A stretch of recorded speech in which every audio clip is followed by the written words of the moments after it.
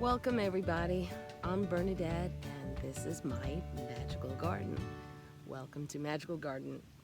So today I wanted to touch on this incredible amount of heat that we are having here. So I'm going to move around just a little bit and you can see how sunny it all is. And in fact, I think what I'm going to do is turn this around. If I could see that in this bright heat. Nope, not happening.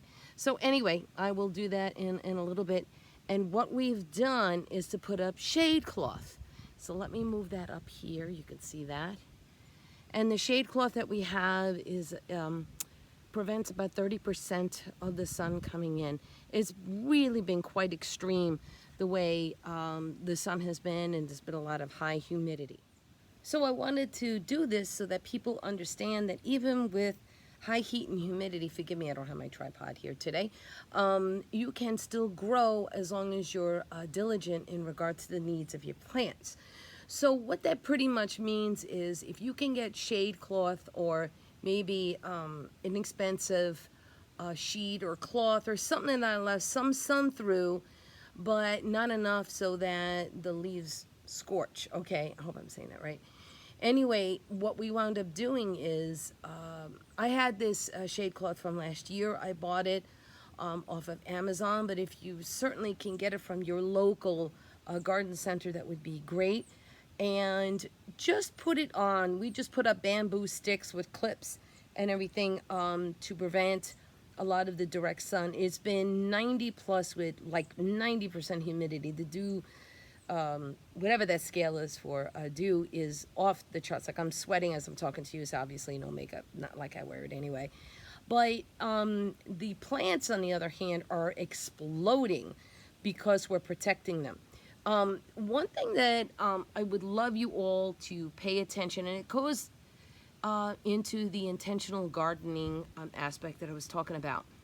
You should go out to your garden every day, put out your intentions, what your prayers are, establish the relationship with your plants, and know what they look like from a day-to-day basis.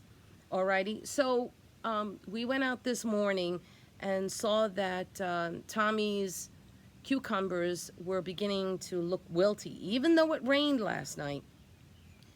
We went out this morning, put the hose on, and just let it really soak the roots, because sometimes the thunderstorm that we had last night, even though it was strong and intense, part of that can evaporate quickly, and it might not get down into the roots. Remember that the more deeply you water, the deeper your roots are, which leads to healthier plants and more sturdy plants.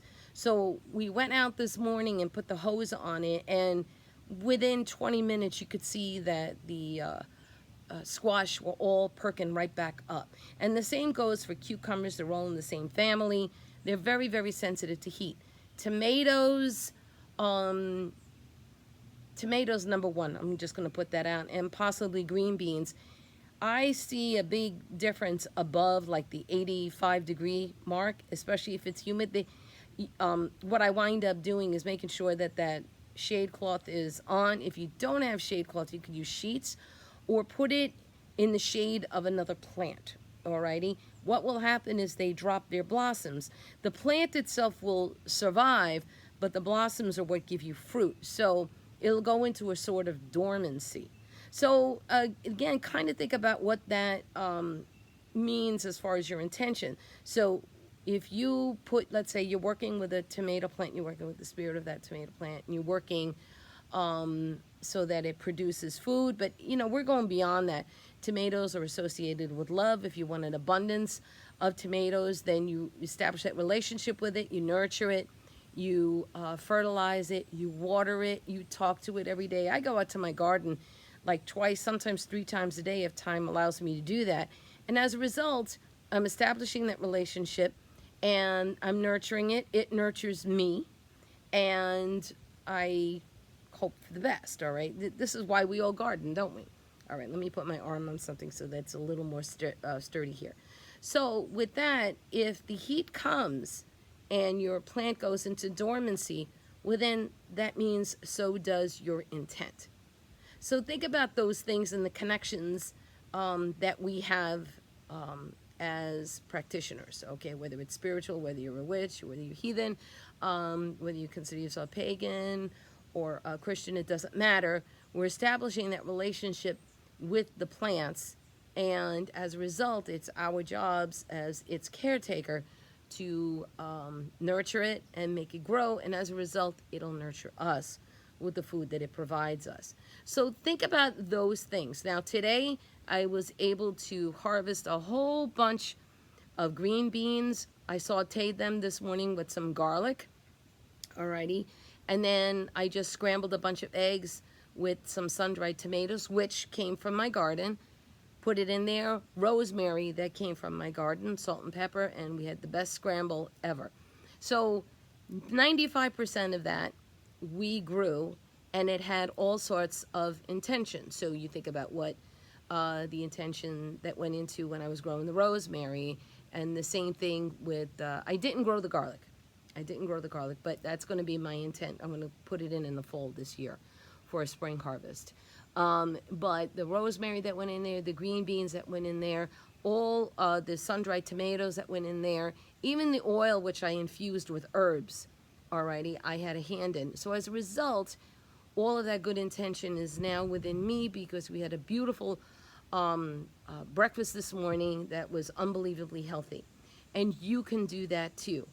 Even if all you do is put a container in your window and you grow some basil. All right, basil is associated with money and abundance. It's a healthy herb. It's something that grows in abundance, alrighty, and can provide you with that connection if you need to nurture a connection between you and a plant. So think about those things. There's so much more that we're going to be touching on, but I wanted to kind of give everybody maybe some advice on what to do as far as protecting your plants in such heat. So I will talk to you soon. Everybody have a magnificent day, and if you are affected by this heat, please drink a lot of water. Stay in the shade as much as possible. If you have an air conditioner, put it on.